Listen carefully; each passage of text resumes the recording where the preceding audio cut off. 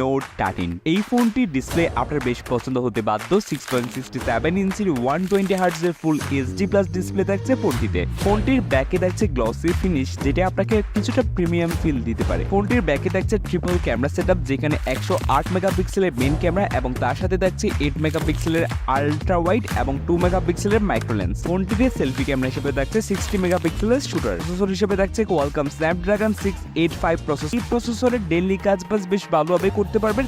Redmi Note 13 4G আমরা যে ইউনিটটা পেয়েছি সেটা চালু করে দেখলাম ফোনের ভিতরে তেমন কোনো ব্লোটওয়্যার নাই। প্রথমে ভাবলাম MIUI এত ভালো হলো কবে থেকে, 5টা অ্যাপ আছে গুগল অ্যাপসের বাইরে, তাও আবার একটা ফোল্ডারে রাখা। কিন্তু এইটা কি, এখানে বিজয় কিবোর্ড কেন? ভাষার মাস দেখে না। আগের Note 12 4Gটা HyperOS আপডেট পেয়ে গেলেও এই ফোনটা কিন্তু আউট অফ দ্য বক্স এসেছে MIUI 14 উইথ Android 13। একটা আপডেট এসেছে এই পর্যন্ত, তবে এইটাকে ইন্টারন্যাশনাল MIUI বলা চলে। MIUI এর অনেকগুলো ভ্যারিয়েন্ট থাকলেও চাইনিজ MIUIটা হচ্ছে অনেক অ্যাডভান্সড বাট অনেক আলগা জিনিসে ভরা থাকে, যেগুলো ফোনের উপর প্রেশার দিতে থাকে, ফোনটা স্লো ডাউন হতে থাকে, এমন একটা ব্যবস্থা। অ্যান্ড ইন্ডিয়ান যে MIUIটা সেটাই হচ্ছে ভাই অনেক ব্লোটওয়্যার থাকে, অনেক অ্যাড আসতে থাকে, অ্যান্ড অফকোর্স কোনো না কোনো সমস্যা থাকতেই থাকে।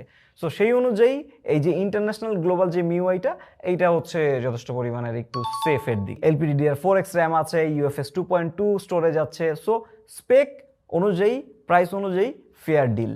র্যাম ম্যানেজমেন্ট টেস্টে সারপ্রাইজিংভাবে সব কয়টা ফোনই র্যামে স্টোর করে রাখতে পারছিল অ্যাপগুলো, তেমন কোনো রিলোড আমরা খেয়াল করিনি টেস্টে। খেলে দেখেছি পাবজি আর কি। ভালো ব্যাপার হচ্ছে এখানে জাইরোস্কোপ সেন্সর আছে, ভালোভাবেই চাপ দিয়ে দেখেছি, ভালোই শক্তপোক্ত লাগছে। IP54 রেটিং আছে, গুড থিং। ফোনের হ্যান্ড ফিল বেশ ভালো লেগেছে আমার কাছে, হাতে ধরে ইউজ করে বেশ মজা লাগছে। ইভেন এর ব্যাক ডিজাইনটাও বেশ সুন্দর, মিডনাইট ব্ল্যাক, মিন্ট গ্রিন, আইস ব্লু, ওশান সানসেট, এই 4টা কালারের সবগুলোই সুন্দর। ফোনের সাথে 3.5 মিলিমিটার হেডফোন জ্যাক পোর্ট আছে, হাইব্রিড সিম স্লট আছে, আয়ার ব্লাস্টার আছে। মানে বাইরের সাইড থেকে বেশ সলিড একটা বিল্ড কোয়ালিটি দিয়েছে, হ্যান্ড ফিলও মোটামুটি ভালো ভালো ফিচার্স অ্যান্ড স্পেক্সও দিছে। সো বিল্ড কোয়ালিটি ঠিকঠাকই লাগতেছে। অ্যান্ড আমরা যাবো ডিসপ্লেতে। Note 13 5G থেকে এটার বেজেল অ্যান্ড চিন এরিয়া কিছুটা বড়, তবে এখানে 6.67 ইঞ্চের ফুল এইচডি অ্যামোলেড 120 হার্টজের ডিসপ্লে আছে, এটা বেশ ভালো ব্যাপার। ডিসপ্লেটা HDR সাপোর্ট করে না, তবে পিক ব্রাইটনেস 1800 নিটসের মতো।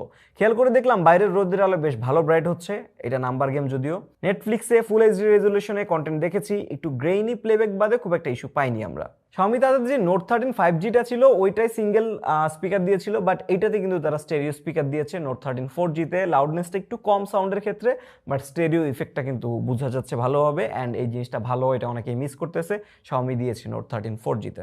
এছাড়া Note 12 4Gতে যেমন রেজুলেশনের ঘাটতি টাইপের একটা ইস্যু ছিল, কম রেজুলেশন লাগতো, এইটা Note 13 4Gতে নাই। ডিসপ্লের পাঞ্চ হোলের এই সিলভার সার্কেল দেখে মনে হচ্ছে Samsung made budget AMOLED display এটা, এই কারণে কিন্তু 16 মিলিয়ন কালার সাপোর্টেড। স্টিল বেশ শার্প অ্যান্ড ভিভিড একটা ডিসপ্লে পেয়েছি। ডিসপ্লেটা স্পেক ওয়াইজ ভালো, এক্সপিরিয়েন্সও খুব একটা খারাপ না। ছোটোখাটো করে ইস্যু ধরলে বেজেলটা একটু ন্যারো হলে খুব সুন্দর হইতো, এমনি বেজেল ঠিকঠাক